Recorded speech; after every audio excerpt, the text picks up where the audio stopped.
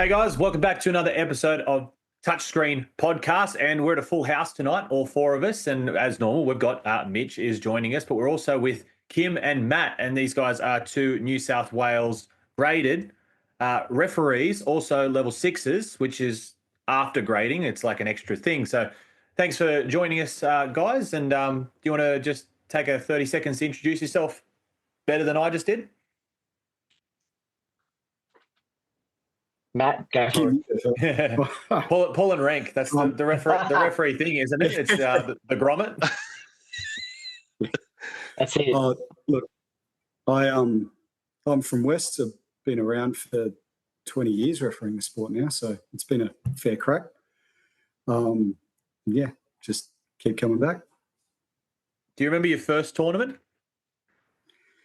I do. I was a 16-year-old kid with long hair down my ass and felt very out of place, and was lucky enough to know a couple of guys from league refereeing that kind of took me under their wing and showed me the ropes. So yeah, it was good fun. Yeah, cool. Thanks, mate. Kim, do you remember when you started? Yes. So I guess most people know me. Level 6 referee, as you mentioned. I started at Central Coast Dolphins. I now represent the Peninsula, which is down near Woolwee, Minor. Been with them for a while now. And I started refereeing at the 2001 Junior State Cup down at Wollongong. And back then, would you believe it, there was 20-minute halves. I think what they're playing now, 25-minute games. Is that right? Yep. So they were 20-minute halves. And my first game there, I remember the people, they call out your name as referees, and you get your card 10 minutes before the game. I got my card, and my other two referees didn't show up, and I had absolutely no idea how the system worked or anything. So I've just gone, I'm going to go do this by myself. And I think it was like 14 boys, and I went and did that. And back then, 14 boys was, pretty slow, not like the game is today where there's a lot of driving on it. And so, I refereed the game all by myself. And then because they were 20-minute halves, we were able to go to the beach and have a swim between games. It was brilliant. One great thing about Junior State Cup of Wollongong. But put that into perspective. You said and I also had long hair too, like Matt, and that was all the way down too. But now, as you can see, it's a little bit different. So there's a little bit of a delay with Kim. So I think you're out on the ocean somewhere on a cruise. Yes, I am. Yep, I've been on a 4-day cruise down to Hobart with my son. He's also just started refereeing too, so that's really good. So yeah, I'm in the middle of the ocean somewhere.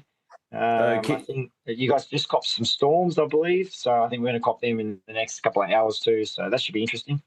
Yeah, well, make the night a bit more bumpy. But anyway, so Mitch got some fun questions lined up. Yeah, look, it's more so, if I can start with you, Matt, what makes you keep coming back? What's the best part about being a referee? Look, for me, I'm part of a team of 20-odd referees down at West, and we all get together around Park Comp. We've been together for at least 10 years or more. We're all friends. We all get around each other. We get to go away weekends and enjoy some time together. And then the flip side of that is being able to compete in the sport. And my hands are shocking, so I'd never make a good player. But be involved in a sport and contribute and compete in another way, really. Yeah. Those are the key things for me, yeah. I've seen, I've seen Kim train, do fitness, and the bloke is a madman, right? He is a madman. And I don't think a lot of players, coaches would appreciate how much fitness and running, the referees do. Matt, do you do a lot of, conditioning and other bits and pieces apart from just refereeing in the local park comp? Yeah, for sure. Funnily enough, it was Australia Day holiday yesterday, and 5 or 6 of us got down at Parramatta. Yeah. We ran a whole lot. What was your time? What was your time? Mine was a bit down, so it was 5:40, which was down. Okay. Years. But yeah, we all got together. I do some sprint work with a body specialist who fixes up my running because I keep screwing up my ankles. Right. But yeah, whole lot of training. It's a good way to keep fit. Yeah. And you sort of, they always rank the referees and other bits and pieces. Why does Kim always end up being, in the top 2 or 3? And, he's on here. We will piddle in his pocket a little bit, but, as another fellow referee, why does he continually, end up as the number 1 ref at a tournament? Well, look, I think experience probably plays a big part in it. He's got really good relationships with a bunch of the players in those top-end games. Mm-hmm. So the way he can talk to them, he can get a really good response really sharply and really quickly. Mm. And that allows him to play a better advantage than a lot of the other guys out there because he's not having to worry about how he brings them back because he's already got that relationship. Yeah. So Kim, if we jump to you, how do you, you do New South Wales Touch released the video the other day of you mic'd up, and it was unreal. It was really, really good to see. But how do you build that rapport with the players?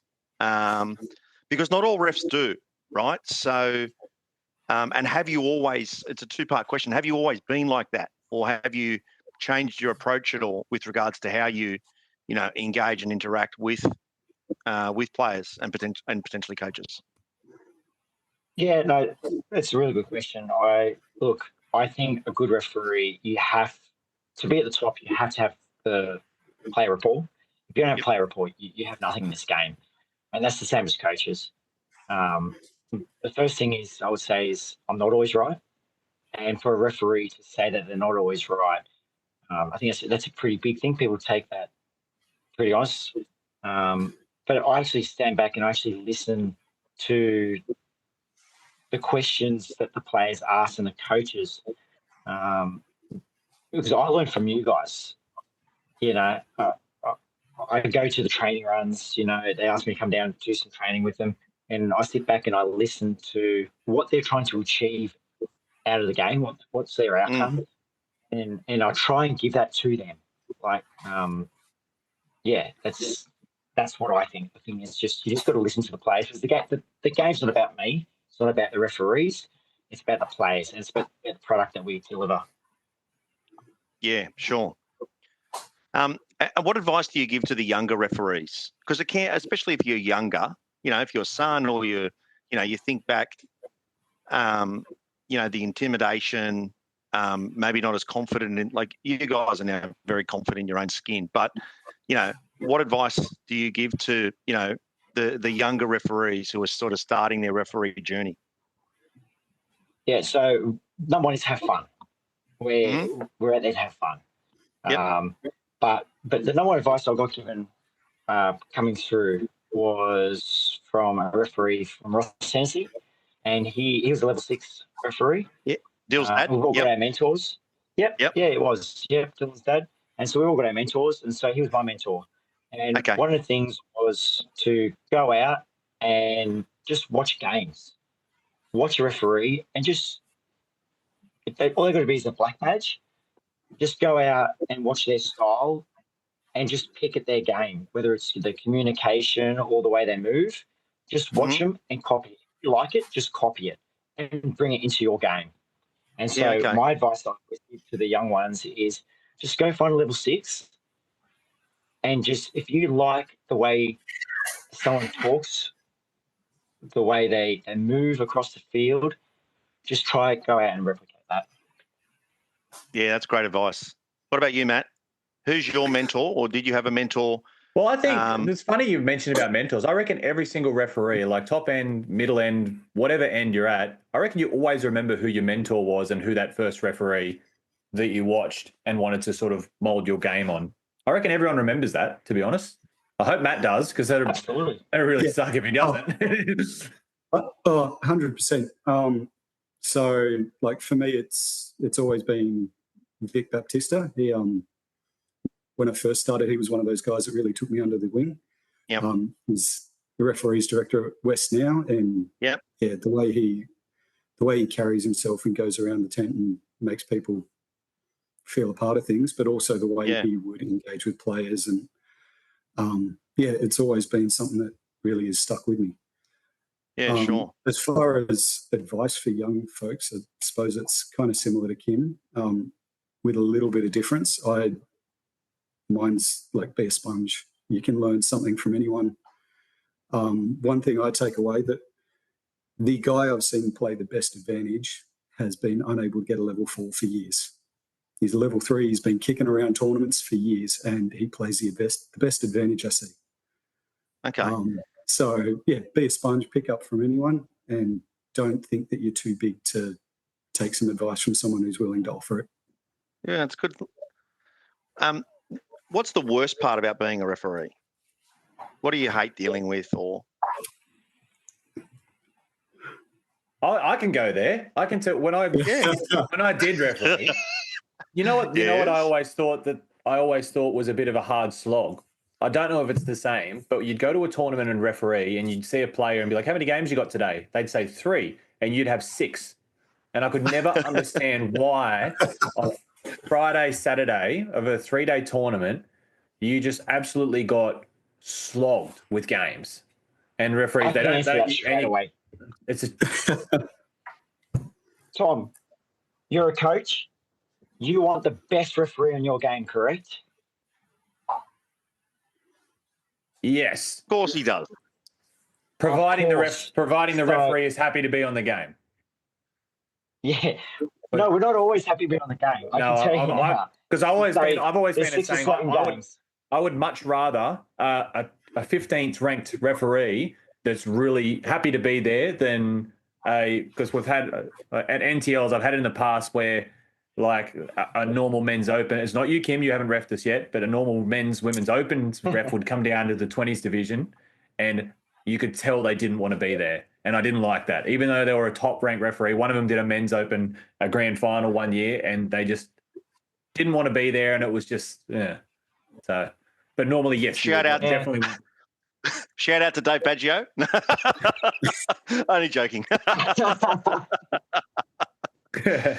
We're not going there. No, but I would say that. So it's really hard when they do the draw, because I always say, don't flog us, but New South Wales Touch always want the best referees on the games, and you guys, the players, want the best referees on the games all the time.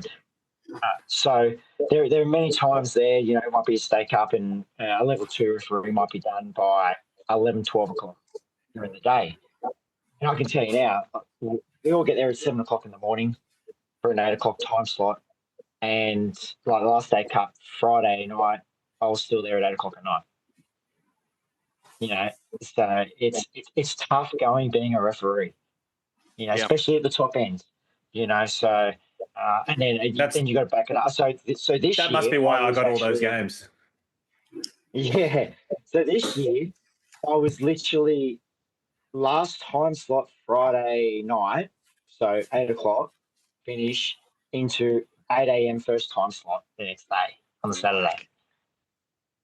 Yeah. And what do you think of that? So a referee does, we do about, sorry, what were you going to say? I was just going to say, and what do you think about that? Do you think that's like sustainable with the referees? Do you think there's a risk of them hurting themselves, or do you think it should be, no, we need to, duty of care here, cap the games at this many?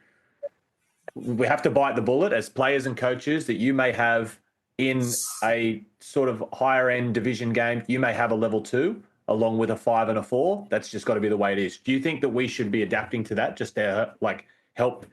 It's a hard one because it comes down to what team you nominate as well. So you're with Maitland, for instance, and you've got some good high level 6 referees. But let's say you didn't. Let's just say that. So the way, I don't know if people understand how it works. So you might send 6 teams to the State Cup. You need to come up with, I believe, 7 referees. It's normally 6 plus 1. Yep. And to be fair, the problem is you don't care what referees you send. Right? You just need to come up with 7 referees. And so you come up with 7 referees and you send them. Yeah. And so if we all of a sudden are too bottom heavy, then the top end are just going to get smashed with games because everyone wants the top end referees on the game. So teams are happy to send a level 1, 2, 3, even a 4 referee, but yet they expect 6s on their games. It just can't happen. And so that's the problem in our sport. And that's particularly prevalent in like junior tournaments. So where you've got those 18 boys, 18 girls, 16 boys that are pretty fast. Like those guys are starting to compete for men's opens, women's open spots. And get down to those tournaments and you've got a handful of level 6s because they're, people are prepping for NTLs or they've got other priorities going on at the time. Like junior tournaments are a hard tournament to draw high-level referees to. So it's a hard thing for New South Wales Touch to manage as a broader conversation piece.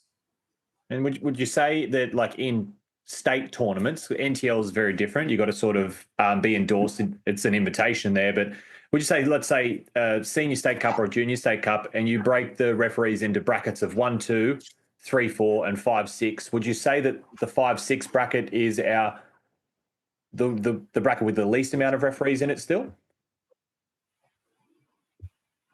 I don't know that it's the bracket with the least referees. Got a lot of level 6s now. Sorry, you go, mate. Yeah. Go. Oh, no, I was just going to say that there's a lot of level 6s around, and especially the senior guys. Like there are a lot of senior level 6s running around, and they offer huge value to the sport. And they're kind of the workhorses of the sport, and such a huge, area of knowledge and experience. And it's Victor would be a great example of that. Yeah, Victor, John Clark's another one. I was going to say Alec, but yeah, Alex, John. Stephen Pike. Like there are countless senior guys out there, and a lot of those lower level badges get the opportunity to run with some of those senior guys and get some experience out of them. So, there's a great opportunity there. Yeah, if I, the clubs, if you send 10 teams, we've got to find 11 refs. If I think about the Dolphins, there are going to be a lot. The first priority is getting 11 refs so that we can get our 10 teams there, right? They've got to be level 2 and above, I think, to be at the tournament. But yeah, again, I don't know the exact breakdown, but we'd have a lot of 2s, 3s, and 4s in comparison, to the 6s. And that's just, from you put your club hat on, the first thing you need to do is make sure you've got enough refs, and then you're, developing them and, helping support them and keeping them and et cetera. Matt, I think we had a chat. How many games did you do at Senior State Cup in December? So I think across the 3 days. Yeah, I can't remember exactly. I think it ended up being somewhere in the vicinity of 15 to 18 across the 3 days. Like it was, yeah, it was right up Kim, there. how many did you do, Kim? Yeah, you wouldn't have done 15. There's no way in the world you would have done 15. You made that number up. He's in here. Definitely, we had 6 on the Friday, 5 on the Saturday. Oh, yeah, you're right. Probably like 14. Yeah. So I do about 13 games at a state cup, and so but it's funny because people go, "Oh, 13." I think the players might have played 7 or 8, maybe. But I have to peak and be at my best on that last game. So imagine running a marathon, because we do. Like over those 13 games, I ran over 50 Ks for the 3 days. Fair income. Yep, 100%. Wow. And for that last 3K, all eyes are on. Got to make sure you're making the right decision. Got to be switched on mentally. At your best. Yeah. Yep. Yeah. And it was a cracking grand final this year. It was end to end, and it was decided in the last second of the game. Yeah. Yeah. Yeah. There you go, eh? I know. What's the biggest? 1 second, You Mitch. go, Tom. Just looking at like that grand final, everyone's seen that last try in the grand final, and you were there right on the spot to award it. Now, poker face, normal Kim Skelly was just like any other try, point, look, check, award, just like you normally do. But surely mentally you were thinking, holy shit, I cannot believe this has just happened. Surely a part of you was like that. I know you were like refereeing mode, but surely some part of you had to think that you could not believe that that's how the game was just going to end, like just like that try like that. Yeah. So everyone's seen the vision, obviously. So what actually happened was the scoreboard siren. So I was sort of keeping an eye on the clock, and I knew there was 10 seconds to go, and so Dawson was driving down the field, and so I'm like, okay, this is going to be a dead play, just like everyone else thought. And what actually happened was the siren on the scoreboard sort of sounded like that half a second, and the Newcastle defence just froze. They just stopped. And then there's obviously the gap that Dan Language just seen, and he's just gone, you know what, I'm just going to take this. And he just took it on. And straight away, I knew he missed him. And I was looking at his body language. And so a referee, like, we always look at the body language of a player as well. And so he dived, he's missed. That's the first opinion went in my head was, yeah, he's missed. And then when he put his head down, just down to the ground, like, that's the body language. So I was sold on that. But what was quite interesting was, like, Dan's put the ball down, and it just seemed like eternity, but it was just a massive hush around the stadium. And they were like sort of waiting for me to make a decision. And then once I made that decision of, I've got ball down. And so, like, and we're mic'd up, and I'm talking to Badge and Tony. I've got ball down here. This is a try, boys. And once I pointed the spot, and then the crowd just erupted. But it was just that moment of silence, and it just seemed like forever. And it was just like hush around the stadium. It was, it was quite surreal. Yeah, it was an unbelievable moment. What's the biggest craze or the latest trend that you've seen players do in the game? And I might start with you, Matt, if you've noticed something. One immediately pops to mind, but I don't know if it's like a trick play for a certain club, so I'm not going to throw it out there. Throw it out there. I can put this up after Junior State Cup or something if we're going to sort of leak info. West in particular ran a trick play on the drive a few times, and there was a game that Kim and I had through Vorden Cup where it led to a try where basically they instead of going the latch, they fired it back down the short side, and all the wingers all the wingers are crowded in, and Don't worry, Matt. Already on the channel. Great play though. The South Queensland Sharks love that play. Yeah. But yeah, it is. It's amazing how tight that little area is and how effective it can be. Yeah. What about you, Kim? Have you noticed a trend or a craze, that sort of crept into the game in the last year or two? Look, we all know the latch play. It's been around for a while now. I think I'm going to go a different avenue. I think where's the biggest problem in the game right now? Well, let's go with that. So I would say it's on the scoreline. I just think so. Just getting those players up is just so hard. Like, the teams just don't want to get up.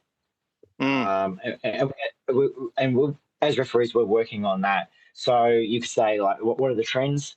That basically the players they're not getting up as quick as we would like. And it's not just as referees or what we're like. It's as a product. I actually sometimes find it, it's quite hard to watch a game sometimes because the teams, they're just dawdling and taking their time. But just get up. Just get up, make the touch. It's not hard, but it's just it'd be a better product if we did that. So, and there's things coming now, in the game where our hands been forced. So as referees, we're always behind the game. We are always chasing the game. So the coaches come up and the players come up with the idea, then they go out and then they train it and then they execute it in the game, and then we catch on to it. So we're 3 to 6 months behind every time. So yeah, there's some things coming to try and improve that aspect of the game. So hopefully you get a better product. It's interesting that you say that. Better product.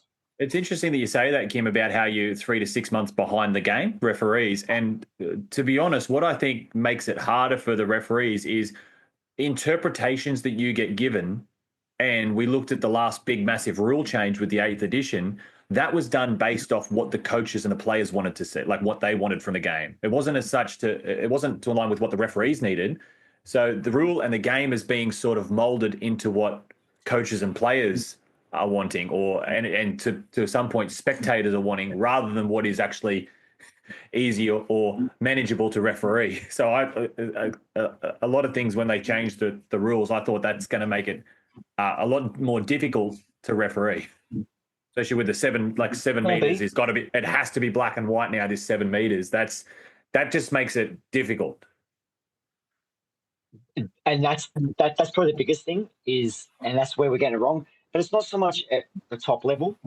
Like we're finding it like our level 1, 2s, and 3s are really struggling with that. And even like if you go to nationals and you can see like a level 4, you got to be level 4 to go to nationals. And so if they're a level 4 going for a level 5, they're still just not quite getting that right. If the ball is rolled, half a metre outside the 7, they're still making the defence get to the scoreline. Where the top end, like we are really big on that. Like we get nailed if we get that wrong. Like because it's on field 1. It's visible. It's on KO. Everyone can see it. Where the dump is. Yeah. You can't hide. It's like there's video. So I can tell you now at nationals, as soon as we finish a game, we get dragged away. Like they give us our feedback, and then literally I go back, I have a shower, I have my water, refuel, because recovery is most important, and then I'm straight into the coach's box, and they're like, okay, look at this decision. What do you think of this? And this one, and this one. So, they're really big on it. Some of that comes down to like the access of coaching and development that some of these junior referees are getting.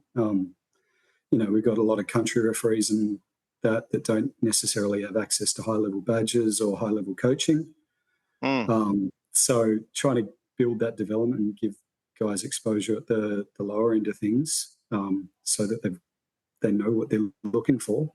That if there was a perfect world, you could give the top end, the middle end, and the low end access to everything. But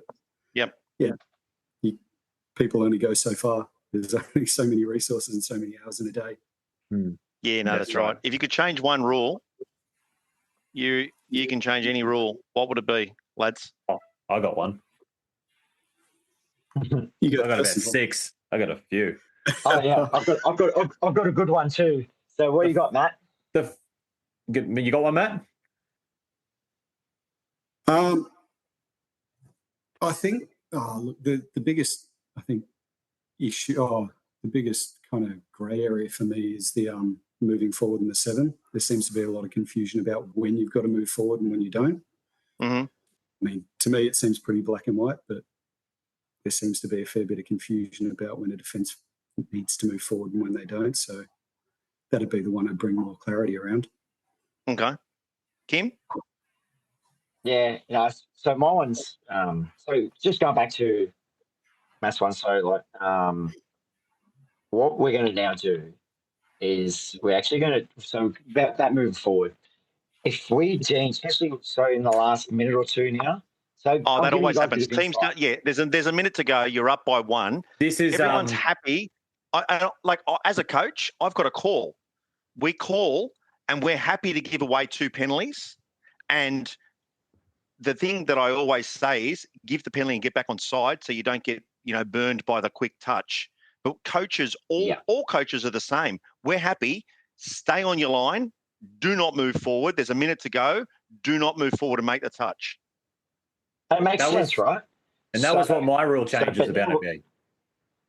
Yeah. So now so we're behind, but we're catching up to you guys.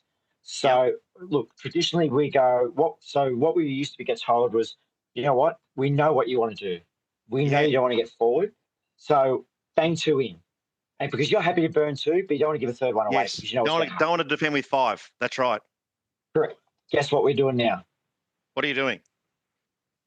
You're not going to go to 5 on the first penalty, are you? Why not? Tell me why not. Now I see. So I'll jump in here. Sorry, Kim. Let me finish. Yep, so what we're going to do is we're going to get you moving forward.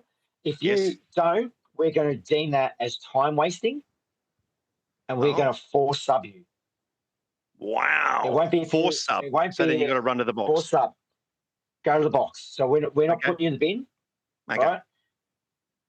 It's going to be force sub for time wasting. Okay.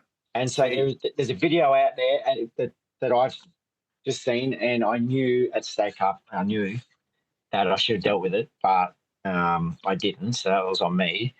But it was Bankstown and Doyleson, and the 2 Doyle boys are going up, and then they pull back.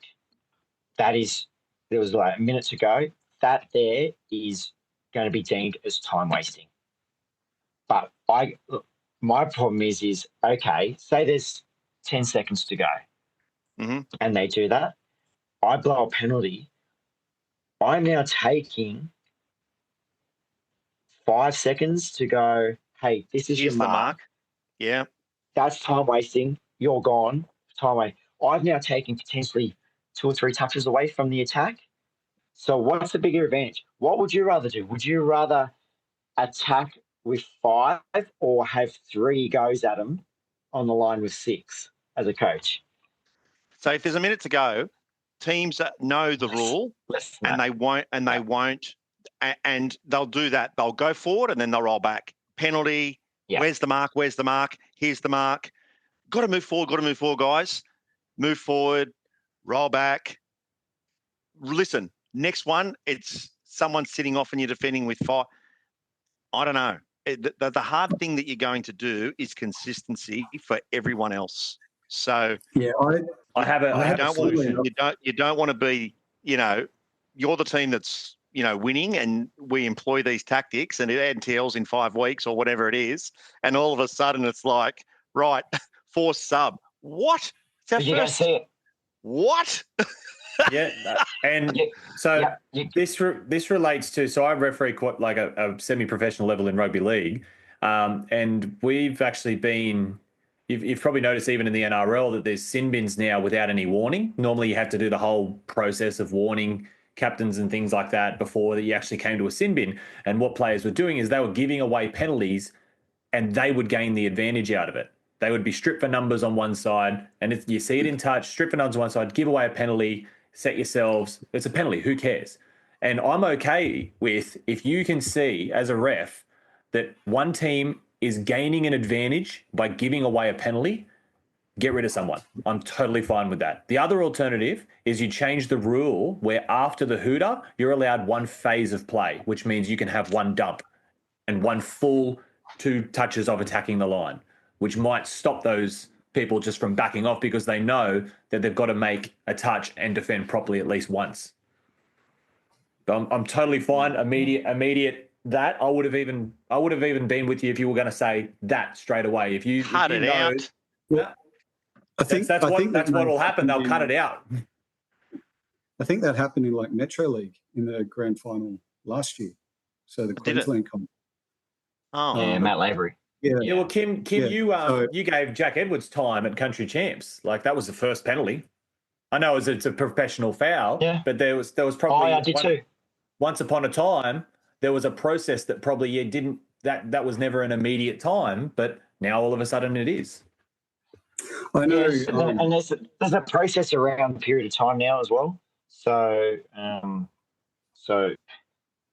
there's actually 3 things we've got to think of now for a period of time before we send them. It's no longer, do we think that's a period of time? So it comes down to, was it professional? the main one was it 1-on-1? I think that's the big one.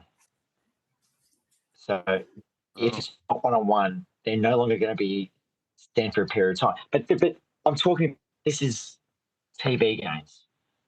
Yeah, okay. I still think that we're still going to get this wrong at, the backfields, field 12, 13, 14. I still think we're not going to get that right. But if it starts with us at the top, it's going to flow through. And I think that's what they're hoping for. Yeah. Yeah. There was a bit of a... But going back to your quick... Sorry. You go, mate. I was just going to in support of that. I know Charlie Cheesley and I were refereeing a game at junior regionals last year. Had something similar where we sent a guy for a period for a forced sub for deliberately wasting time, and he's sitting on the line going, "Don't move, don't move, don't move." Like you're forcing our hand. You're telling us exactly what you want to do. I had a fairly elaborate debate with a coach at the time, who I have all the time in the world for and all the respect in the world for.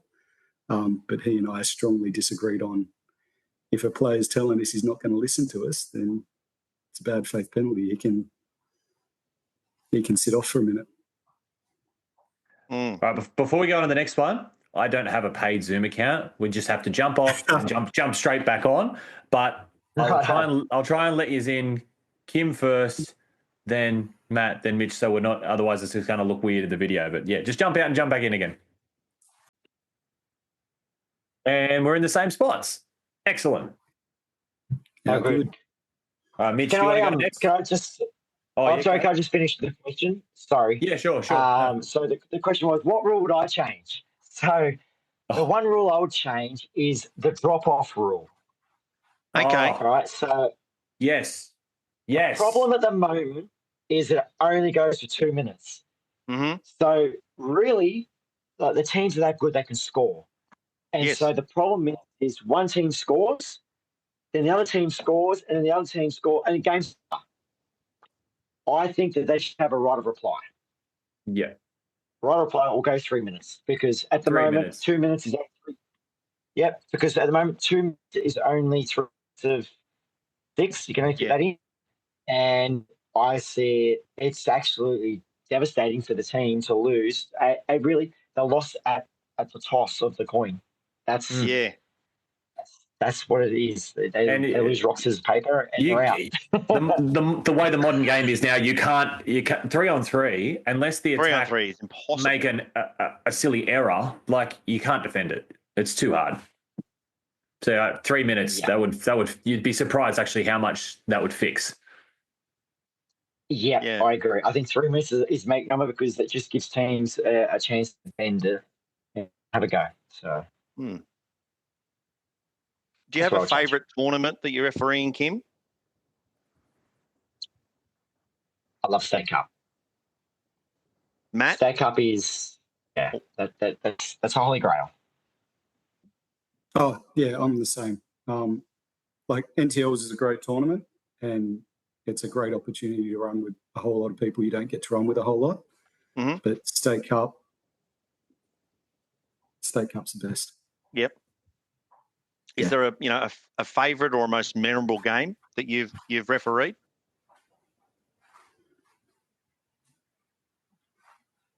One that sticks out? For me, like, I got to go to the World Cup last year, so getting out there and blowing the whistle in the first game and running around there, that's been a pretty key highlight. Yep. Definitely bucket list moment. We might not talk about the World Cup, Kim, with you getting crook.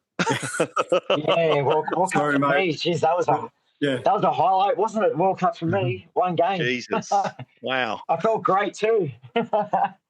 I've had a fantastic career. I've been so lucky to the games that I have.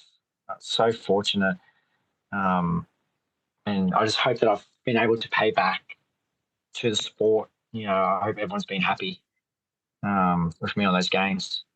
But a couple highlights, I would say, look, the toughest game I've ever refereed, and the most enjoyable at the same time was the last State of Origin, Game 1. Okay. That was a brutal game. That was just end to end. It was quick. It was just two teams just going for it. Walked off, and people in the stands just wanted more. And the messages I was getting was just, how good is this? This is brilliant, brilliant game 2. And probably you would go from the best game to the worst game, Game 2, you know. But there's circumstances around that and why that happens. But for State of Origin, for State Cup, the best, I couldn't tell you the year, but it was the year that Pete Norman brought his Murwillumbah team down. 15. Yes. 15, was it? And so hands down, Murwillumbah. best grand final. Yep, absolutely. I tell you what, this year's was pretty good too, but just the atmosphere at the State Cup, it was pretty much New South Wales versus Queensland vibe. And as referees, like we loved it. It made us kept us on our toes. The vibe was great. I remember Pete did a flip over the top and scored. And somersault. Yeah, that's the front it. summy. They're going, yep, that's the one that's going to win it for them. And then Parramatta just found something. They went another gear and scored and went to a drop off. And so I think that is probably the best State Cup game. And I've done, obviously Trans-Tasmans have been really good too. I'm going to say this in a nice way. Who's the current player that, let's say, talks, engages, maybe whinges, questions decisions the most? Who's the most verbal, you reckon? I know Matt's going to say Brandon Cox. Are you from? I know you're talking about, but I didn't know. Look, clearly the guys aren't going to say anything. I'll throw who I think. Oh no, I'll say. I'll have a crack. Oh, you want to go first? Yeah, Mitch. You go. You're the guest. Yeah. Okay. So there's a few players. Look, they all want to just get the edge, don't they? Right. That's their job, right? And if they can get in the referee's head just by 1%, they've done their job to get that advantage. Whether or not it's an extra penalty, it doesn't matter. They just want to get the edge, and that's fine. I understand that, and I respect that. But the one that Dylan Thompson loves to chirp. Yep. The biggest battle I find Nick Good. I've got him on my list. Yeah, I've got. But he's such a smart guy, right? Because absolutely, he will literally say something to you. He knows he's wrong, but he just wants to put that doubt in your head, and go. And it's the most outrageous thing. Like the other day, I think something came up. It's like he said to one of the referees, "Since when do we have to wait for half to touch the ball before we can move forward?" He said that to more than one. 1972. Yeah, but this is Australian. This is Australian Men's Open ex-captain. He knows the rules, but he's just throwing that out there just to get in your head. So he's very good in that aspect. But he was, rang in the game. He was, he would have a little chirp during the game. So not on a breakdown of a penalty or anything. Like he would be right next to you, and he would try to get into your head that way. But at the same time, I love those battles as well. Yeah, for sure. Yeah, I think you won't like. I love it when a player has a bit of a chirp, so long as they go about it in the right way. Yep. And Goody's a classic one who'll ask the question. He's very rarely disrespectful about how he goes and asks the question. Yeah. But he does go to plant a seed. Yeah. Love that kind of thing because everyone's working on the field, competing for an advantage and trying to get the best outcome for their team. Who would be the best player you've ever refed in your career? There's so many. There's so many good ones, you almost got to break it down. Dylan Hennessy's just a standout, isn't he?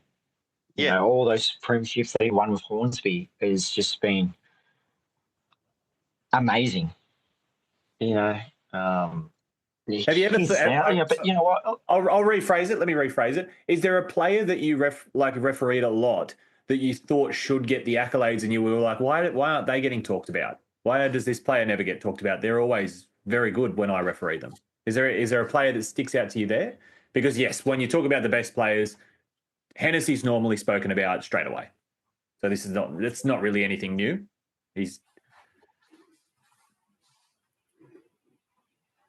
I think for me, Kyson Boland's one that, he's just a competitor. I've been fortunate enough to referee a lot of men's opens over the last few years, and the dude just competes on everything.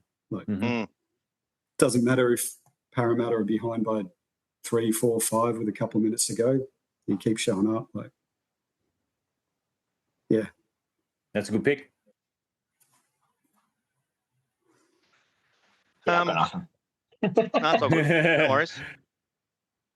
Tom, any other things that we haven't really covered from a refereeing point of view? Because I've got a little game for everybody to play. Oh yeah. So before this little game that Mitch has got, it's Mitch's game. I want you to tell me your favourite referee, or you can do 2 because it's a team of 3. If you could pick your ultimate team for a game of referees, it could be any generation. Oh, actually, no, only people that you've refereed with. But then I want you to tell me a referee that you never got to referee with that you would have loved to referee with just once. So that can be from, obviously, a different generation.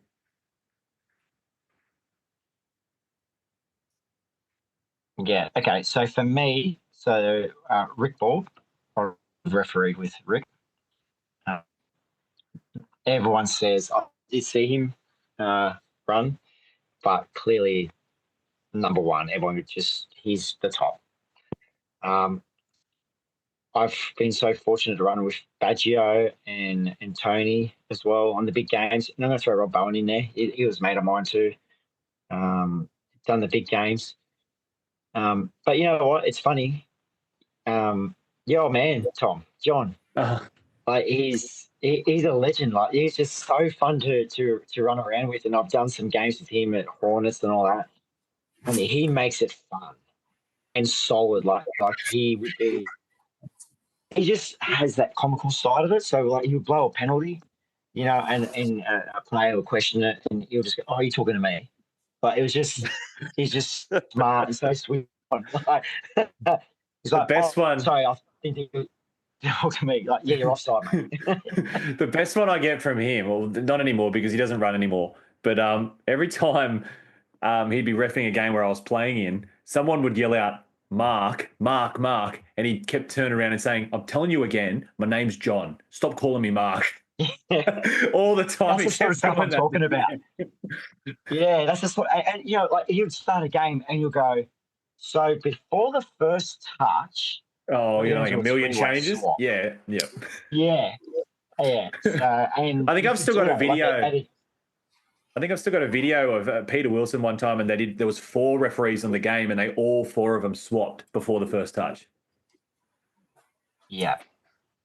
Yeah. So I like that fun aspect. But when it comes to the big games, I wouldn't. Yeah, it would have to be both Badge and Tony. They're the ones I want to be with. And what about someone that you never got the chance to referee with that you would love to? Yeah, that was Rick Paul. Oh, that was Rick. You never got to run with Rick? Yeah. I got to run with Rick.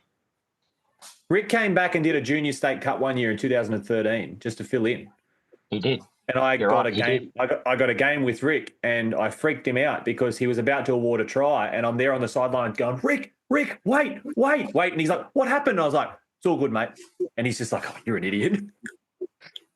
What about you, Matt? You're probably bringing a lane in there, Paul Macquarie, with those hands waving around. Yeah. One that I never got to run with, and it's probably a bit left of field, and people outside of refereeing circles probably don't know him, but Craig Schumacher, who's one of the NRS coaches at the moment, been able to talk to him lately over the last year or two, and his insight into the game and the way he looks at it kind of lines up with the way I see the game, and how eager he is to kind of keep up with trends and learn and stay ahead. Because as Kim said, we're always trying to play catch up.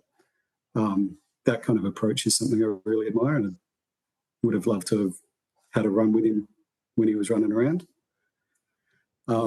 As far as guys that I'd like to run with, or dream team that's running around now, there's a huge list, but a special one is Daniel Kustek.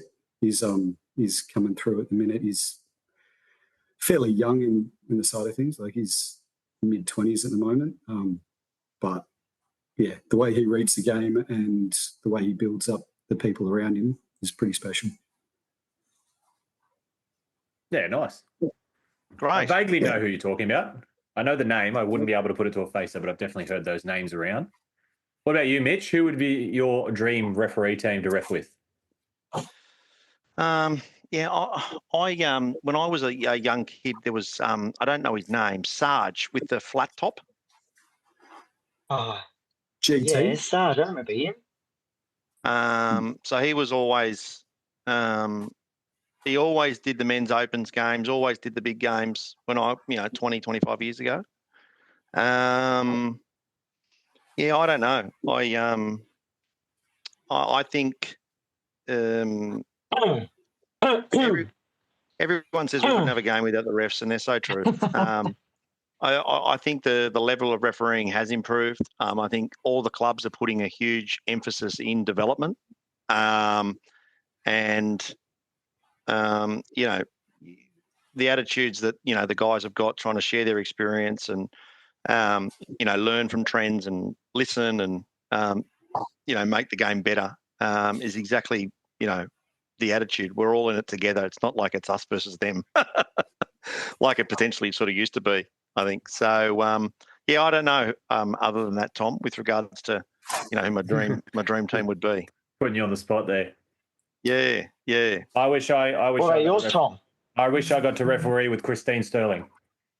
Oh, yep. My first ever senior game that I did referee, she was playing, but I never got to referee with her. But I got to referee with her at park level.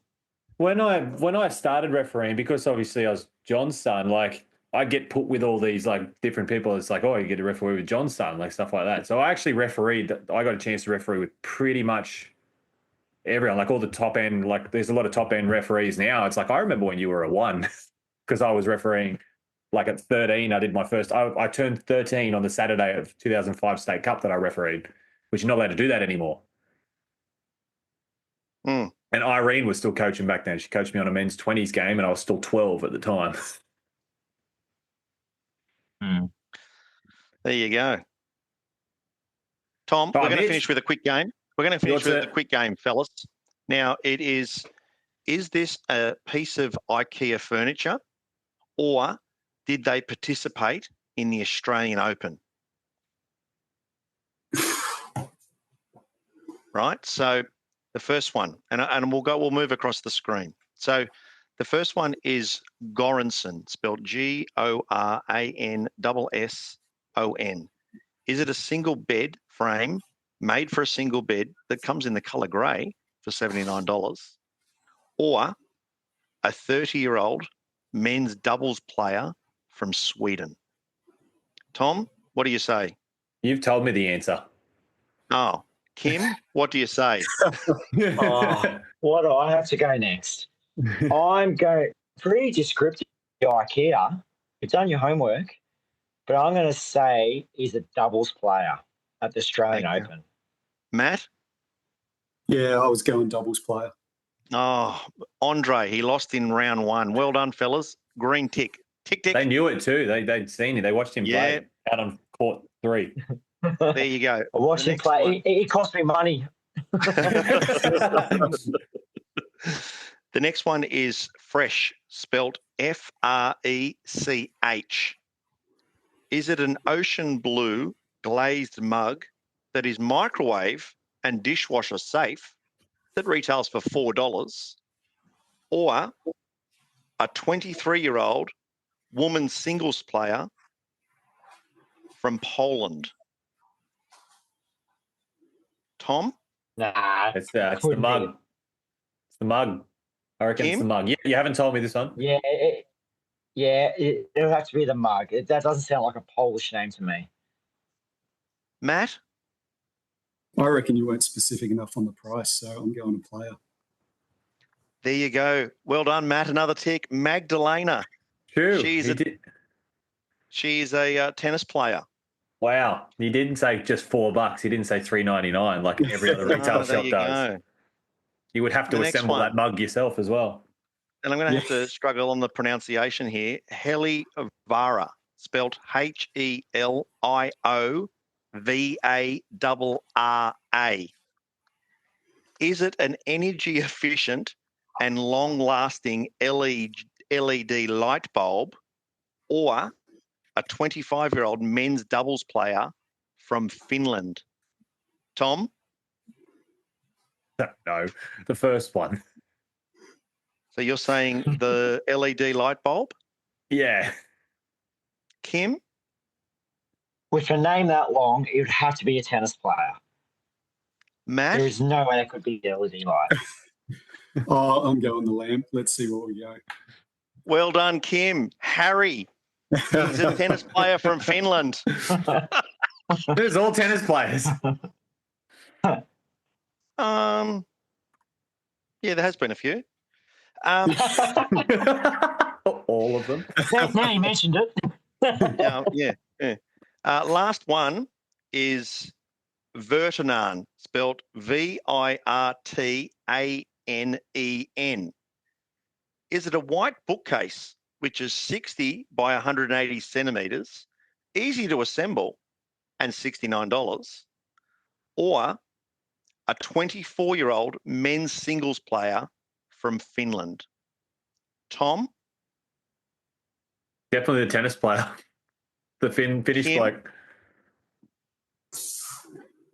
Oh no, I'm going the IKEA product this time. Matt? Yeah, surely you haven't gone all tennis players. So You have to go to the tennis player, mate. Otherwise, you're going to be level. Otherwise, it's going to be a draw. Yeah, that's right. If I There's no compete draws. with With refereeing, there's no draws. You can't. There's no we're rank going one. drop and then off. also- Yeah, okay, it's Otto, and he lost in round one. We're going to a drop-off. A 3-minute drop off. It may be. All right, so Clotlon, spelt KLOTLO with the 2 dots on top, double N. Is it a pot plant for indoor or outdoor? Comes in the colour grey or beige, $39. Or a 27-year-old women's doubles player from Finland? Tom? Oh, I'm not in the drop off. Oh, you're not in the drop-off. See you No. later. Kim? I'll take the tennis player. Matt? Yeah, I'll go the IKEA furniture.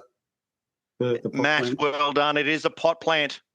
It's a $39 pot plant that comes in grey or beige. Matt, well done. You're our winner of IKEA furniture or Australian Open tennis player. I I got a ref trivia question for you. Yeah, shoot. So I actually knew this one. The 8th edition rules were introduced in 2020, trialed in 2019. When was the 7th edition introduced?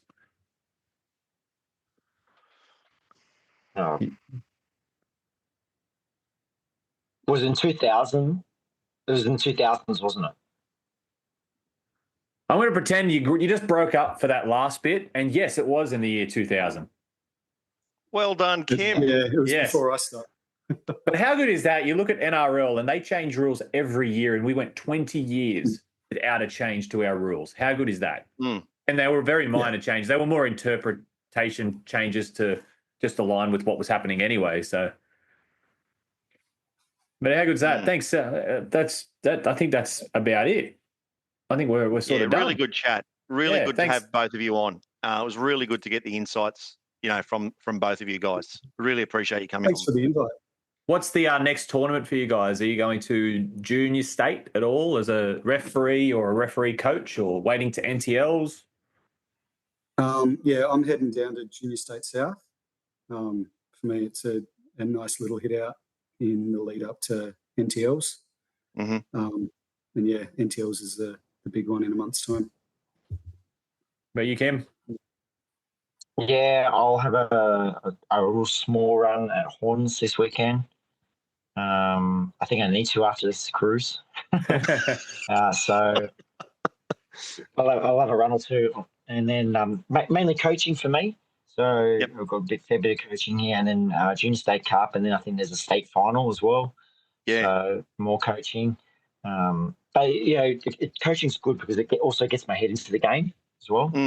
Yep. And then I'll hopefully pick up some trials, and then onto the nationals.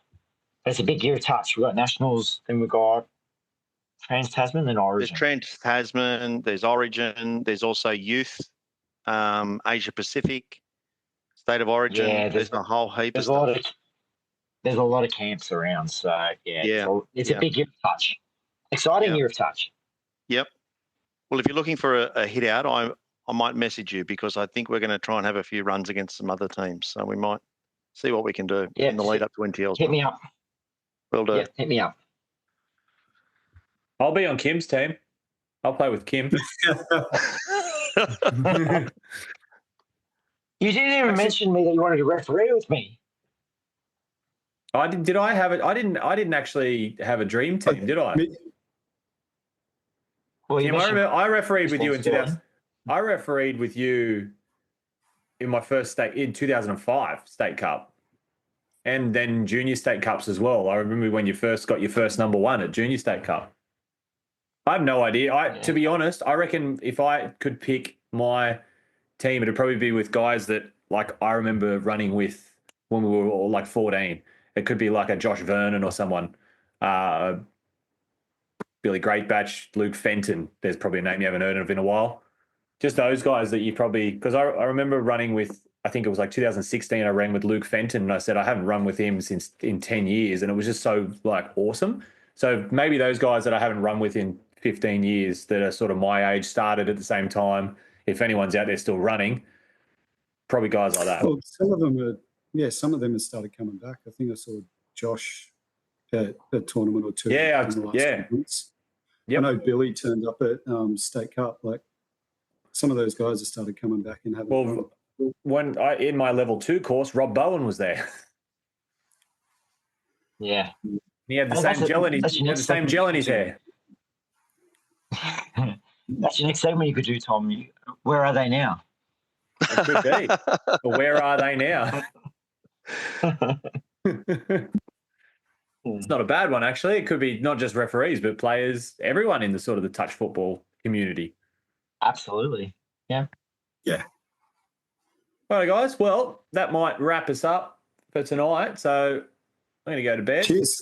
Storm looks like it's be over. And then we've got touch footy tomorrow training, touch footy on the weekend. And then next month, big Junior State Cup as well. So like you said, Kim, lots of touch, but you enjoy that cruise.